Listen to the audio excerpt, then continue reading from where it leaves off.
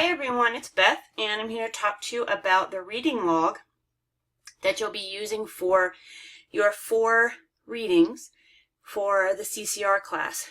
And you guys remember that last week you chose 2 short readings and 2 long readings. You jotted these down in your journal, but you notice that the handout I have made that I'd like you to duplicate in your journal is just for the 4 readings, not the 5th required. We're going to do some work with that one in class.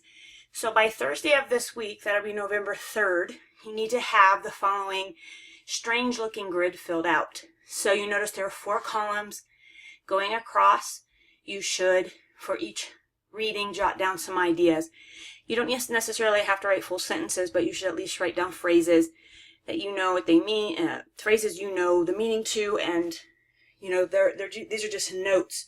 And then we will, on Thursday, when this reading log is due, talk about what you're able to present in class in the coming weeks to satisfy some course requirements for CCR. It's basically the class that's supporting all the writing you're doing in English 121, but it also needs to help you with some reading skills and also some analysis skills or interpretation skills. So you see the 4 columns going across. One is asking you about the literal meaning.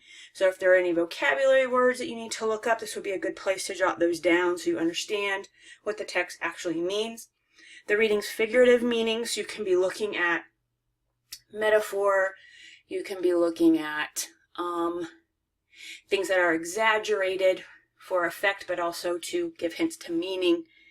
The 3rd column, figuring out what cultural meaning you think the text has, and so this can be your own culture or another cultural point of view that you think the text is providing.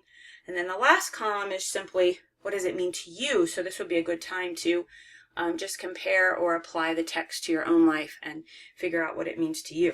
So, finish the reading, jot down something in each of the columns, and you'll notice that there are 4 rows going down. So there's one each for the 2 short readings. And you'll probably have obviously more material for the long readings. So just kind of jotting down phrases again in each of the columns would be a great idea.